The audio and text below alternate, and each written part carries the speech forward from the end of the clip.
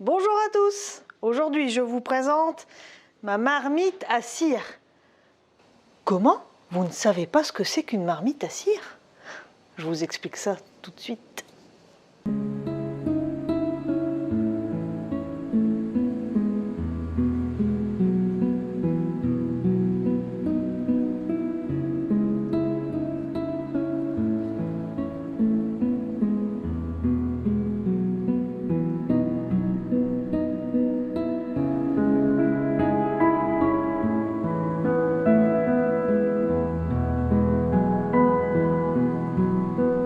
Alors oui, je vous disais marmite à cire, c'est vrai que c'est un peu étrange pour ceux qui connaissent un peu le jargon de parler de marmite à cire, mais moi je l'appelle comme ça tout simplement parce que c'est une marmite. C'est une machine qui est normalement utilisée dans les collectivités ou par les traiteurs. C'est ce qu'on appelle une marmite gaz, qui est en fait une grande marmite que l'on peut remplir par le dessus. Le volume en litres, je ne le connais pas, mais je vais faire des recherches et je vais vous noter ça. Donc on peut y mettre un beau volume d'eau, en théorie. Il y a des flammes, donc cette machine elle est alimentée par le gaz qui est ici. Et les flammes sont ici en dessous. Voilà, en dessous. Qui vont chauffer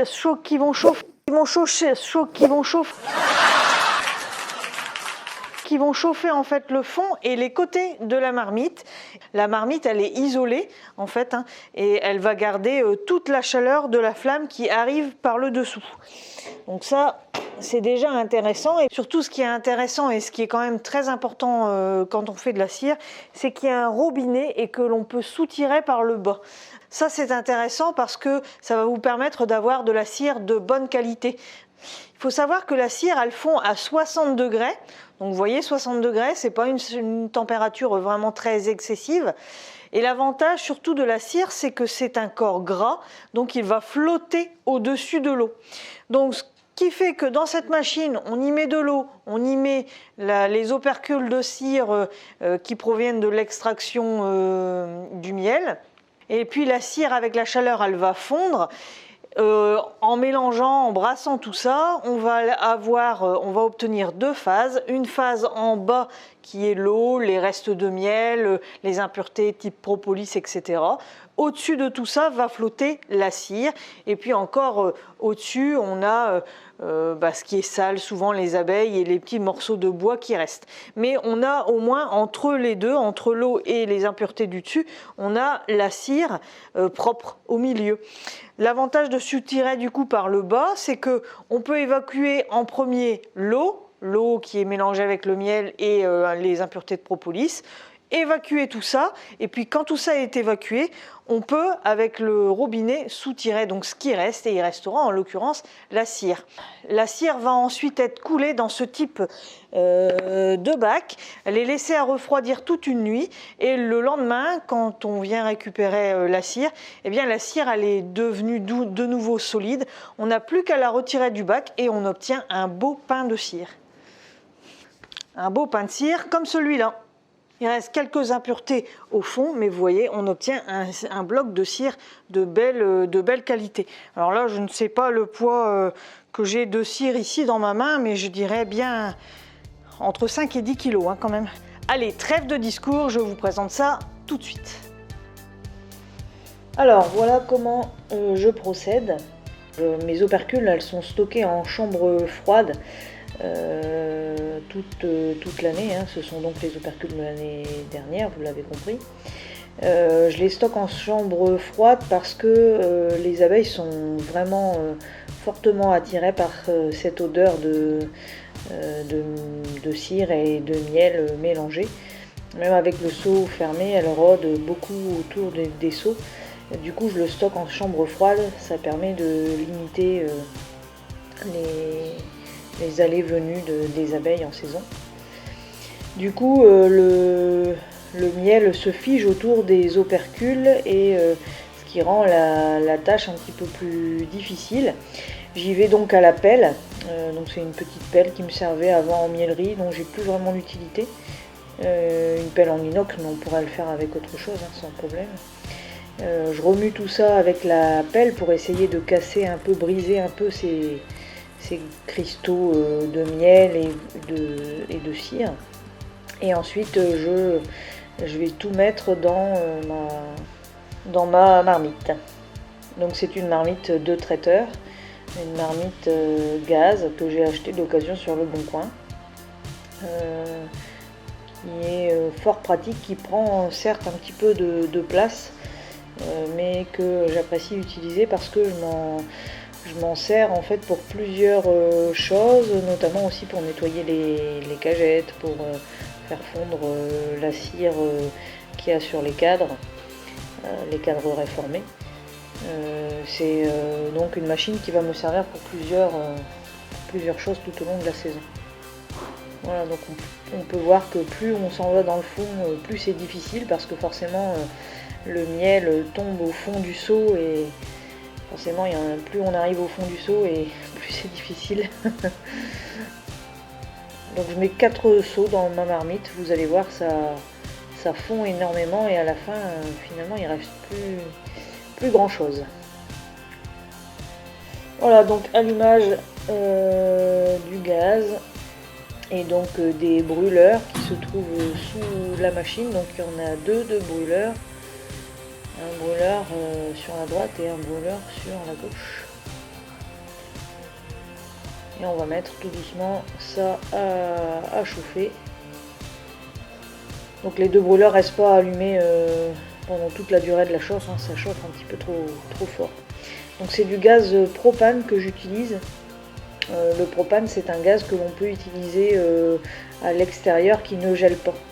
Le butane, c'est un gaz qui est réservé pour l'utilisation en intérieur.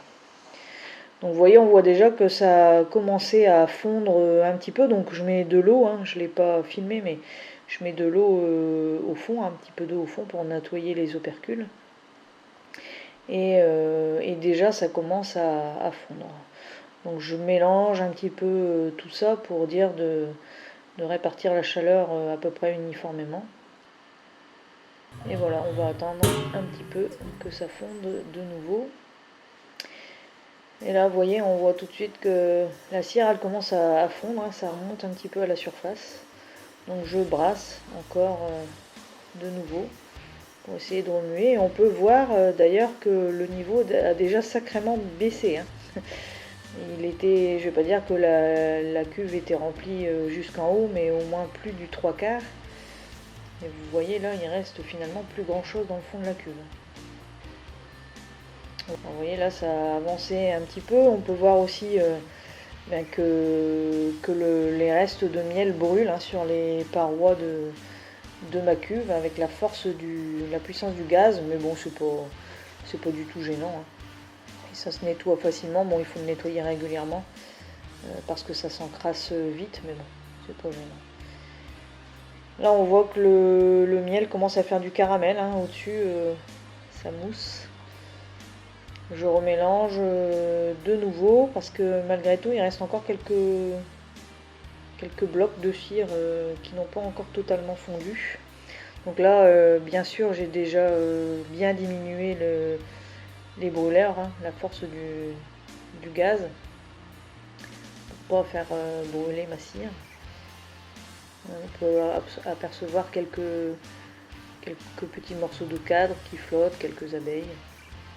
Il faudra filtrer après à la suite. Et voilà, c'est totalement fondu.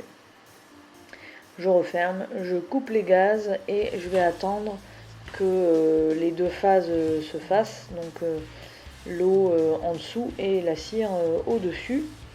Je protège mon sol parce que bon, quand il commence à avoir de la cire sur le sol, il y a du boulot après de nettoyage. Et je mets donc un entonnoir, un petit tamis que je vais tenir en équilibre avec un morceau de cadre, hein. Et je laisse couler comme ça tout doucement la cire. Donc j'ai plusieurs cuves. Les cuves, ce sont des auges de maçon en caoutchouc naturel. Alors j'ai pris en caoutchouc naturel parce que c'est très flexible et pour sortir après les pains de cire, c'est vachement plus pratique. Et ça s'abîme pas en fait, hein.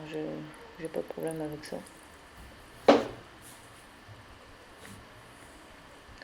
Alors, vous voyez, il n'y a presque plus rien, il reste quand même malgré tout un peu de cire. Donc ce que je fais à la fin, c'est que je mets mon transpalette tout au bout de ma marmite gaz et je lève les pieds arrière. Vous voyez, il y a à peu près 5 cm là de lever. Ça permet d'évacuer le plus gros de la cire qui reste. Et là, comme vous voyez, ce qui est resté, bon certes il n'y a plus grand chose, mais bon, ça me permet d'évacuer totalement la cire qu'il y a dans la marmite. Et puis le lendemain, les pains sont figés et il y a juste à les enlever. Donc j'enlève la cire qu'il y a sur les côtés. Parce que ça c'est de la cire qui ne restera pas sur le bloc. Puis comme vous voyez, le dessous est vraiment super propre, nickel. Il n'y a plus qu'à stocker ça jusqu'au prochain gaufrage. Donc j'emmène tous ces blocs de cire au cirier, un gaufret au cirier. Je le faisais moi-même au début, mais honnêtement ça prend énormément de temps et j'aime bien faire autre chose quand même l'hiver. Alors on débarrasse le plus gros à l'arrière. Il reste toujours un petit peu de saleté, mais bon, avec l'eau c'est déjà bien nettoyé. Certains blocs sont plus fins, alors je les garde pas comme ça parce que je trouve que c'est pas pratique à transporter des petits morceaux comme ça casse dans le transport. J'aime bien avoir des plus gros blocs, au moins c'est plus simple à ranger et à stocker. Et puis vous voyez, celui-là, c'était sûrement la fin de la cuve. Et on voit qu'il est quand même bien plus sale, donc c'est pas grave, hein, on frotte. Frotter un petit peu plus fort avec les mains, nettoyer à l'eau. Il faut enlever le maximum parce que ça a tendance à moisir. J'ai déjà eu le tour. Donc je frotte au maximum pour dire d'enlever le plus gros. Et de toute façon, je ne m'inquiète pas parce que comme le petit pain d'avant, là je vais le refondre celui-là et je vais pour avoir disons des blocs plus gros comme les premiers que vous avez vus.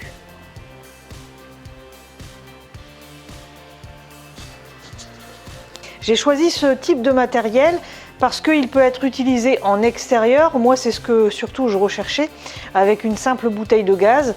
Elle est en inox, elle est donc très facilement nettoyable. Je l'ai achetée d'occasion sur Le Bon Coin, ce qui a permis de limiter son coût. Elle ne me sert pas uniquement à faire ma cire, puisque je m'en sers également pour nettoyer mes cagettes, pour faire fondre la cire de mes cadres, les cadres réformés. Elle me servira également à nettoyer mes grilles à rennes. Et puis, chose qui n'est pas non plus négligeable, c'est que je peux la mettre directement sur un transpalette qui est ici, sans la mettre sur une palette. Les pales du transpalette passent juste en dessous et je peux la transporter et la positionner à l'endroit où je veux. Voilà, cette vidéo est déjà finie. Moi, je vous laisse parce que malgré tout, j'ai encore pas mal de boulot qui m'attend. J'espère que cette vidéo vous aura plu et je vous dis à bientôt pour de nouvelles aventures.